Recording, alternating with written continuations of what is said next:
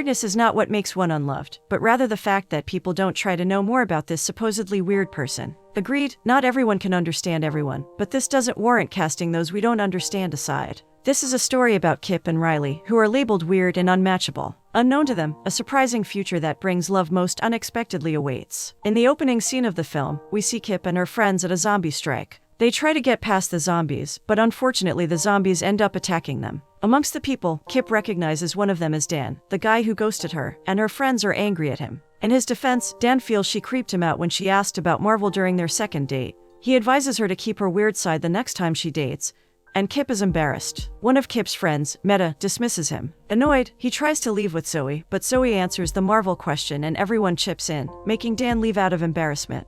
Riley is in his room, dancing to music while working, when his family comes in congratulating him. His mother, Ivy DeTamwar, begs him to stop overworking and find a new employee that is not part of the family, because his youngest sister is the only one not working for him. Riley promises to think about it, and she adds that she's also worried for the company, because a lot of things will happen if he breaks down. In her house, Kip rolls her eyes at the ridiculous dating website I Promise, which talks about soulmates being out there, as hers has gotten lost. She keeps Jones, her pet hermit crab, in his tank, before leaving the house. On her blog, she talks about the annoyance of ghosting and dating apps. She stops at the front of a mall, where a man she named Mr. Lawn, always sitting on a lawn chair, is seated and unmoving. She always reads her blog to him. Kip gives him a miniature lawn chair, and continues to have a one-sided conversation with him. She leaves after handing him the toy, because she needs to catch her bus. At work, Kip is having a video call with Meta, Sanjay, and Solon, her friends, talking about the insecurities women face in a relationship. Solon advises her not to post her relationship experiences on her blog, but Kip is sure it's only her mom who reads it.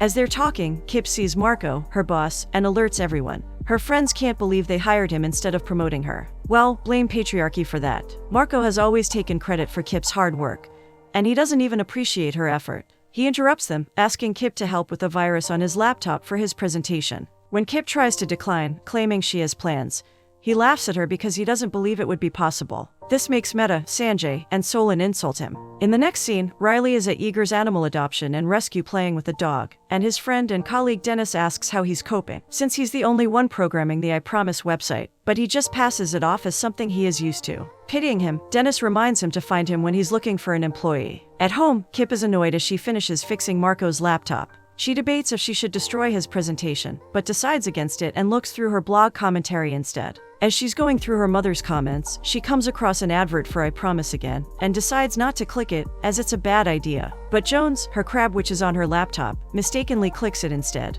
The questions start, and Kip keeps answering them while getting drunk from her margarita, and at the end of 500 questions, it promises to send her her match within 24 hours. The next day, Kip wakes up to a call from Meta telling her to hurry to the office, as Marco's presentation is about to start and she's nowhere to be found. At the office, Marco is anxious because he needs to go for his presentation soon. With the promise that Kip will be there soon, he heads to the presentation to stall. Immediately after Marco leaves, they head to the entrance to help Kip get into the office faster. Meta calms her down, assuring her that she's in control and helping her breathe. Kip gets into the room, fixes the laptop to the screen and heads out, but still gets an annoying message from Marco to get the lights. At the door of the room, Meta, Solon, and Sanjay are waiting for her. They comfort and encourage her, because she feels that Marco is going to write her up. At the end of the workday, Kip tries to find out how the presentation went, but she gets an annoying answer instead. Annoyed, Kip heads to her desk. She sees the message from I Promise about her match, and tries to hold herself back from opening it, but her curiosity leads her to open it, and she regrets it mere seconds later. Why so? It tells her that she has no match, and advises that she should find a dog to keep her company. Kip feels dejected and sad, and pours out her frustrations on her blog.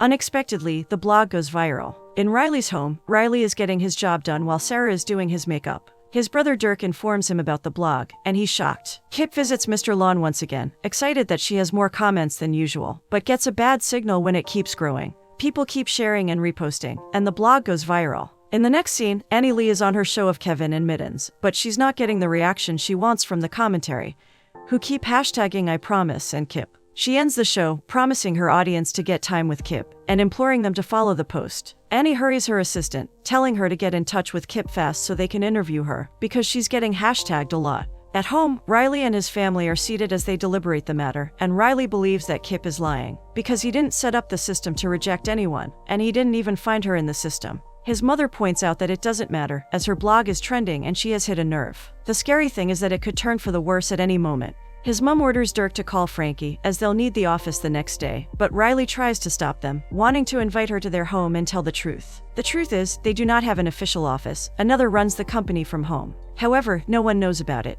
The reason why they need to borrow an office is to act the part. David, Dirk's significant other, disagrees, though, believing that they need to impress her. Dirk is queer, but poses as a bachelor in the company's advertisement. He removes his ring so Kip will not know his secret. Their mother advises Riley not to worry, because they know how to do their job, and she goes ahead to make a call. In the next scene, Kip tells Meta, Sanjay, and Solon about their decision to meet and clear up the misunderstanding of the viral post. Solon tells her to confront them, but Kip doesn't feel she's capable, as she's not that kind of person. Sanjay reminds her that she's fighting for all the unmatchables right now, while Meta encourages her. A group of people are passing, and Kip bends as she doesn't want to be seen.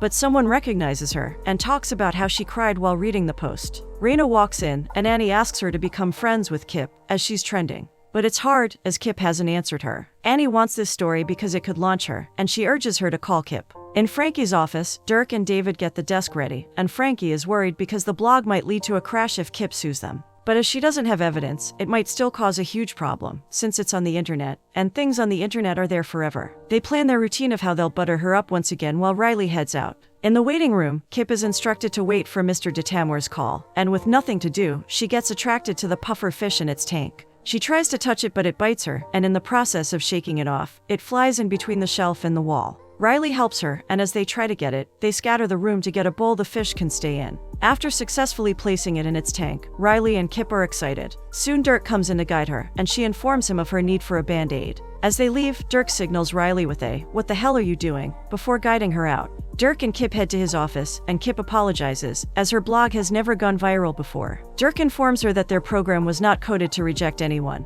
But she still stands on the fact that they rejected her, and points out that she doesn't have any reason to lie. She notices something suspicious, and asks them for the tour they want to give her. Derek takes her out of the office, presenting their programmers to Kip, but Kip is annoyed as it's quite obvious they're lying. She leaves the office disappointed, and Dirk is left confused, because he doesn't know if it went well or not. Kip proceeds to post on her blog about the I Promise liars who didn't even have a proper office, stirring up the crowd. She finishes them up with 4 searches on Google to prove their lie. The first is that the building belongs to Kalpin Mayers, and Mayer is the maiden name of Dirk's mother. Second, they show a bunch of brokers as programmers these days don't wear ties and headsets. Third, the award of Employer of the Year was for Lotus Cooperation. This company was bought by IBM in 1995, and the last search was that Francesca Mayers was the one who got the award in 1992. Back in their house, Riley's father Phil is reading out the blog for them to hear, and Riley is embarrassed. She finishes off by mentioning that Dirk is married, and they are all devastated. She also mentions that she'll fish wrangle with the cute guy in the waiting room anytime, and this gets Riley's attention as he sits up on the couch. Dirk is annoyed that he hit on the person who wants to destroy their hard-earned work. They start fighting, but his mom suggests that they sue her, as the internet is the written word, and people can't just write what they feel. Riley is baffled and angry that they are even thinking of it. He suggests they tell her the truth, but they all think it's a bad idea, and he orders them, as the head of the company, not to sue her. He takes his jacket and heads out with Sarah to improve his mental state. In her house the next day, Kip contemplates with Jones if she should get a dog. Meanwhile, Riley and Sarah are at the animal rescue center playing with a dog called Fergus. Kip enters, and Sarah advises her to adopt Fergus. She and Riley recognize each other and make fish jokes. They take a walk together while Sarah plays on her own, coming behind them. They talk, getting to know each other more, and when Kip mistakes Sarah for his daughter, he clarifies that she's his sister. Their conversation stops for a short while, and Riley courageously and nervously asks if she's seeing anyone. As he's working up the courage to ask her out, Sarah interrupts their discussion when she sees a bus, alerting Kip. She hugs her and begs her to adopt Fergus the next time. Flustered, Kip leaves for her bus. Riley is sad that he didn't get the opportunity to ask her out, and Sarah hands him the company's key card Kip forgot, so he can give it back to her. He's shocked at his amazing sister. As Kip heads to work the next day, she sees a group of reporters at the front of her office building, and almost immediately gets a call from Meta, who informs her that they're there for her, and tells her to pass through the side door. In the men's restroom, Meta, Sanjay, and Solon show Kip the interview the press had with Marco about her. It's so annoying that they tell her to set up and ask me anything, and even though she doesn't know how to set it up, Solon offers his help. That night, Riley paces in front of Kip's office building as he contemplates how to hand her key card. He tries to go inside, but turns back when someone comes out, and Kip, who just came out, recognizes Riley immediately. He hands her key card, and since she missed her bus, She suggests they go to an aquarium. At the aquarium, they both discover that they're geeks. They talk about their weird hobbies and feel relieved when they find they've got things in common. They see a puffer fish and take a selfie in front of it, commemorating their first date together. Their car ride is sweet as they get into a comfortable conversation about Star Wars characters, and Riley realizes that Kip can relate to his situation, as all her dates go awkwardly as well. She narrates her last date, and how she asked Dan who could hold Thor's hammer. The way Riley easily answers the question melts her. They seem to be the perfect match in their imperfect ways. She directs him to her house, but the crowd of reporters waiting for her in front makes her ask how to go around the back. Riley is confused because he doesn't know what's going on, and Kip is embarrassed to say it. She narrates how she drunkenly signed up for online dating, and the worst part is that they rejected her. Riley feels guilty as she talks about how she felt like they saw her and still rejected her. She talks about the IEMI she plans to do, so that everyone will stop talking about it. She's sad that he'll think she's whacked, and though he does think she's a little whacked, he also thinks she's wonderful, and this puts a smile on Kip's face. She thinks that he's a nice guy, and Riley confesses that he had a lot of fun in the time they spent together. They're hooked into each other's eyes, and are about to kiss, but are interrupted when the flash of light from another car in front of them interrupts. Realizing she has to go, Kip heads inside, and Riley sighs in his car. In his home, Riley tries to find a record that they replied to Kip's application, but can't, as there's no record of a response. Dirk's motivational speech that he needs to just pull it out from a computer annoys him, but he's able to answer his exhausted mother's question, believing that there's no way she's telling the truth, as he never made any code for the app to reject anyone. The next day, Kip stops at Mr. Lon's place in front of the mall once again. She tells him about her online talk and asks him about her new shirt, but he doesn't even shake as usual. She tells him of her date with Riley, revealing that she likes him before she hurries to the bus. At the office, Kip is happy that no one showed up when she gets to the meeting room, but Solon bursts her head as he tells her that there are 500 people in the waiting room he set up. On hearing this, Kip strongly refuses to go ahead with the plan while pacing around the office. She is stopped by Meta, who sets her on a chair and calms her down. Kip had nothing to say because she didn't prepare anything ahead of time. She confesses that she can't do it alone, but Meta, Sanjay, and Solon assure her that she's not. Taking in a deep breath, she informs Solon to start, and the video commences with Riley and his family watching. With the support of her friends, Riley smoothly thanks everyone for the encouraging words they offered to her, and also asks them to stop. She wants the video to end, but many hands are raised, so she has to answer some questions. She talks about people in similar situations with her, those who find it difficult to find love because they are tagged unmatchable. She rejects Annie's offer for an interview, and when she's asked if love can be found, she truthfully answers that she still met an amazing guy earlier in the week. This makes Riley smile, and her friends confused. When she's asked to say what the email said, though, she refuses to answer, as it's quite uncomfortable. She also answers that online dating isn't bad, but people may like to stay off the I Promise app. As the stream is going on, and Kip mentions I Promise, she gets served a restraining order right there by a lawyer. She's restrained from speaking of I Promise online again,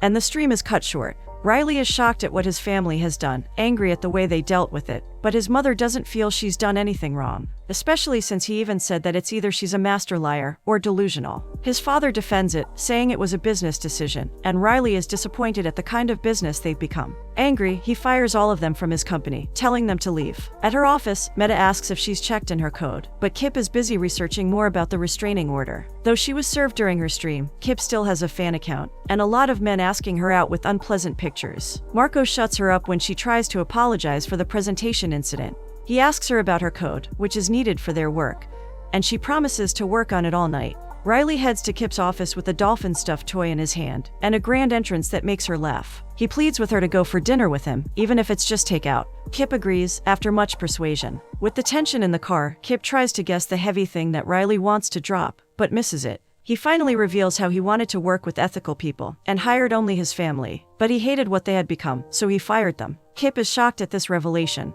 About to continue his conversation, he gets a call from his father about his mom collapsing, and he rushes to the hospital. In front of the hospital, Riley drops his phone as he heads inside in a hurry, and Kip, who's trying to get a bus, picks it up, running to hand it to him. While Riley is in a rush, she catches up to him in the waiting room, and as she tries to hand him his phone, his father is hostile towards her. Riley apologizes, promising to explain, but Dirk comes in, annoyed that she's there, and when he calls her his mom, she finally clicks that he's the owner of I Promise. Feeling betrayed, Kip doesn't listen to Riley when he tries to explain. She just leaves the hospital feeling stupid. On getting home, Kip is stopped by Raina, who asks her to come to Annie's show. She's reluctant because she has a restraining order, but Raina assures her that she doesn't need to mention "I promise." She agrees to the show only if Raina has a coffee date with Sanjay, and though skeptical, they have a deal. Raina asks about the nice guy she met, but Kip just says that he turned out to be not nice after all. At home, Kip manages to do her code while in a bad mood. Shockingly, as she heads to feed Jones, she realizes he's deceased. This is like the final straw for her, and she cries. The next morning, as if things could turn out worse, she doesn't meet Marco's deadline, so she gets fired. Meta, Sanjay, and Solon are sad to see her go, but she knew it was inevitable. They also question her going for the Annie show, but she can't do anything about it. She advises them to be good and neat. She informs Sanjay about Rayla and hugs Meta, who believes she'll be back. On her way home, she tells Mr. Lon goodbye for the meantime, and leaves when he doesn't move or answer her. At work, Marco tries to talk with the boys, but they all ignore him and he sulks like a baby. They continue their discussion immediately after Marco leaves, annoyed that Kip is gone. As they are talking, Riley comes to look for Kip, and almost gets beat up by them, but quickly gets their approval when he gets the chicken model with them. In Annie's house, Kip gets ready to be called in, and Raina reminds her to be cool and watch what she's saying, because she's nervous, especially because of the way she is dressed up. She feels awkward. The stream starts, and the boys are shocked at her dress, while Riley is wowed. Everyone watches, even Riley's family in the hospital. Annie asks about the evidence, believing she might be pulling a stunt. But Kip beats around the bush. She knows that fighting the big people is hard, but what annoyed her most is that they didn't even apologize to her. And as she talks, she slips, calling the name, and the cops arrest her. Raina apologizes to Annie, but soon discovers that Annie set Kip up, because the cops were in her bathroom. She is surprised and disgusted. After reaching a decision, she leaves the house, quitting the job. Meanwhile, Kip is put in a holding cell. Later, Riley wants to talk to her, and knowing that only her lawyer can talk at that moment, Riley and the boys dress up in suits, pretending to be her lawyer. They get passed by the police with fake firm names. In the holding cell, Kip and the other people there talk about their exes when the officer informs her that her lawyer is there. She's confused because she doesn't have one, but is happy to see the guys. They are silent, and when she sees Riley, she's annoyed. Riley apologizes because it was his parents that put her in the holding cell, and it's because they don't know her. She wonders if he knows her as well, because he would have believed her. Then she sarcastically mentions that she should have gotten the dog. In the next scene, Riley is having a drink in Dennis's house, telling him everything that has been going on. Dennis's dog passes, and he reminds him of when the statement, "Get a dog," was like his motto. Realizing the truth of what happened, Riley asks for Dennis's help. At the courthouse the next day, the judge tells her to prove why the restraining order shouldn't be permanent. She goes to the witness stand to say what she needs to, and after swearing the oath, she starts answering the judge's questions. In the middle of the questioning, Rihanna appears uneasy, so she decides to spill the tea. It was Annie who had the police on standby so they could arrest Kip on the show. Annie nervously admits that she did it because of her followers, making the judge send her out of the courtroom. The judge asks her to recite the message if she can remember, and though Kip is embarrassed and very reluctant, she does it word for word. The message is sad and depressing. It even ends with getting a dog, so she doesn't end up alone. Even the judge feels it. At that point, Riley walks in, confirming that the message is real and dropping the restraining order. He explains that he used himself as a test subject in the process of coding the "I promise." He confesses that the message was meant for him, but he forgot to delete it. He didn't remember until Dennis reminded him of the initial test response, which was "get a dog," and he remembered why she was trying to get a dog in the first place. The reason it didn't trigger was because no one else had been weird and unmatchable like him, until then.